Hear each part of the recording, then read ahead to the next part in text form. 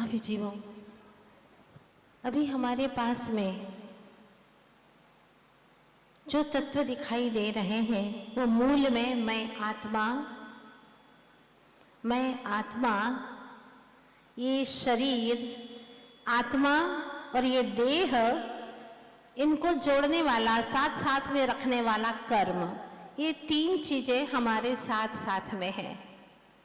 आत्मा, शरीर, देह, जो कुछ भी कहो, पुद्गल कहो, और इसको साथ में करने वाला, संबंध बनाए रखने वाला है कर्म।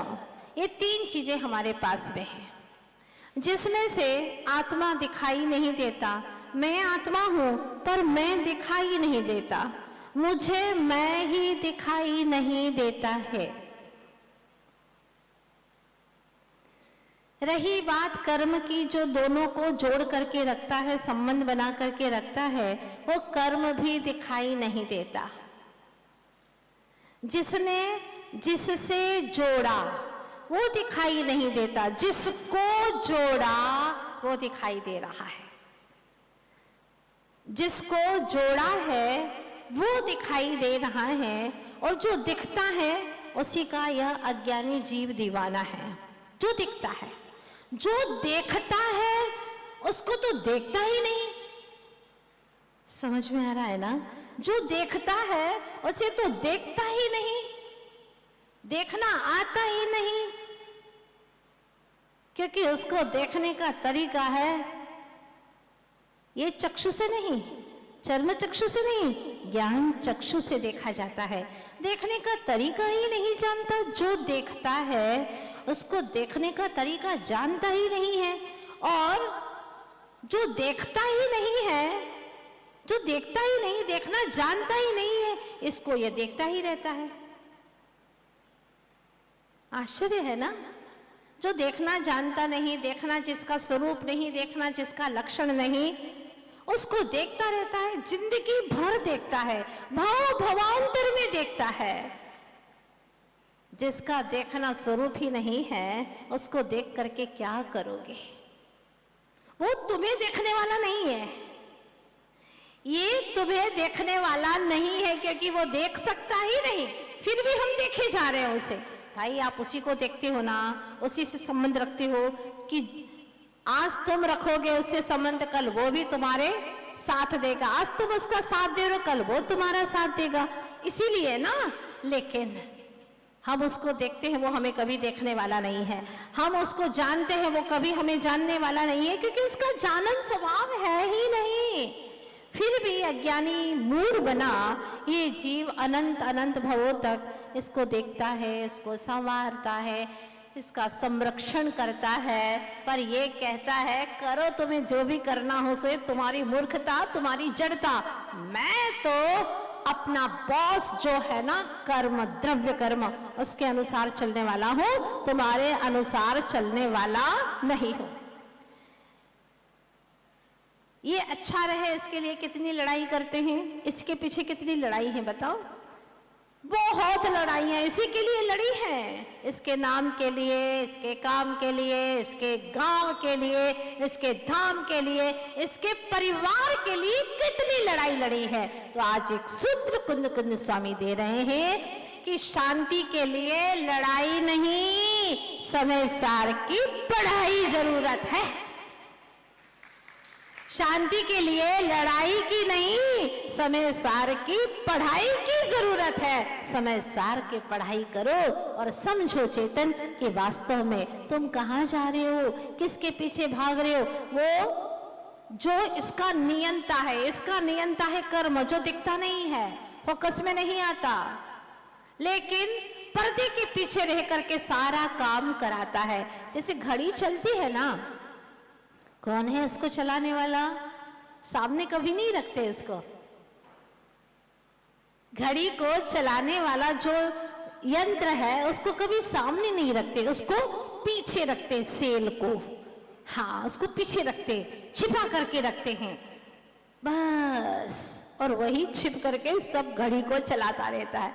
ये घटी यंत्र को, ये शरीर रूपी यंत्र को कौन चला रहा है? कर्म रूपी सेल चला रहे हैं। हाँ, जैसे हाथ पैर पीछे से हिलाता रहता है, कठपुतली आगे डांस करती रहती है, वैसे ही पीछे कर्म रूपी जो व्यक्ति है, मैनेजर है, उसका मैनेज करने वाला, उस यंत्र को थामने वाला, वो करता रहता है। अंगुलियां जो हिलाएगा वैसे हाथ, वही पैर हिलाएगी, वही गर्दन ऐसे हिलाएगी, ऐसे उसकी उंगली पर तार धागे बंधे हुए, बहुत बारीक से, पता नहीं चलता, दिखते नहीं है, लेकिन असल में वो ही चला रहा है। कठपुतली की कोई औकात नहीं, उसमें वो इतनी सामर्थ्य नहीं कि वो स्वयं डांस कर सके। उसी प्रकार से देह रूपी कठपुतली में इतनी सामर्थ्य नहीं, ये जड़ है कि ये स्वयं इधर उधर जा सके, बोल सके, ये देख सके, इसके अंदर कोई सामर्थ्य नहीं है। पर उसको दिखाने वाला, उसको ये सब करने वाला कौन है? कौन है? कर्म है। कर्म इसलिए कह रही हूं, देखने वाला तो आत्मा है, लेकिन आत्मा को भी इस संसार में अज्ञान दशा में जब तक यह जीव इन नाना पर्यायों में भटकता है, तब तक वह कर्म के आलंबन से सारे कृत्य करता है। कभी सुकृत करता है तो कभी दुष्कृत्य करता है। सुकृत करे तो वह परंपरा से मोक्ष को प्राप्त करे, और यदि दुष्कृत्य करे तो वह नरक निगोद की यात्रा करे। आज तक यही हुआ है, इस जीव ने आज तक यही किया है। आचार्य भगवान कहते हैं कि राग में खेल रहा है चेतन, द्वेष की आग में खेल रहा है, राग की आग में खेल रहा है। राग में खेलना यानी आग में खेलना है। एक बच्चा भी आग में खेलना नहीं चाहता। एक बार अच्छी लगती है, आग की लपटें प्रकाशित होती हैं, कितनी अच्छी लगती है, नादान है, पहली बार आग को देखा है, माँ कहती है बेटा हाथ मत डाल, जल जाएगा, पर उसे पता ही नहीं कि जलना कैसा होता है, मालूम ही नहीं है कि जलते कैसे हैं और क्या वेदना होती है जलने के बाद, उसे कुछ मालूम नहीं है। इसीलिए वह आग में हाथ डाल देता है। माँ बार बार उसको बाहर करती है, मत डाल, पास में मत आ बेटा, लेकिन वो पास में आता जाता है और मस्ती में आकर के आग में हाथ डाल देता है, और चूल्हे की लपटें हैं वो उसको आग लग जाती है, उसके हाथ को झुलसा देती हैं। जब जलता है तब वो रोता है, चिल्लाता है। माँ कहती है मैंने पहले ही कहा था कि देख चूल्हे के पास में मत आ, लेकिन तू माना नहीं ना, अब ले भोग, अब तुझे अकल आ जाएगी, दोबारा कभी मैं कहूंगी भी ना आजा चूल्हे के पास में तो आने वाला नहीं, अब तो तू 4 हाथ दूर रहने वाला है।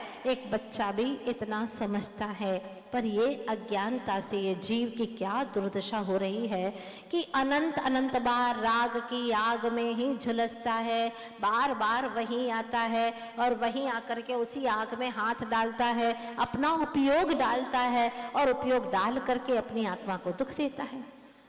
राग से जितना इस जीव ने दुख पाया है उतना द्वेष से दुख नहीं पाया जितना राग से दुख पाया है। फिर भी गाता भी है, याद भी कर लेता है 6 ढाला की पंक्तियां। यह राग आग दहे सदा ताते समामृत से, चिर भजे विषय कषाय अब तो त्याग निज पद बे। किसको सुना रहा है?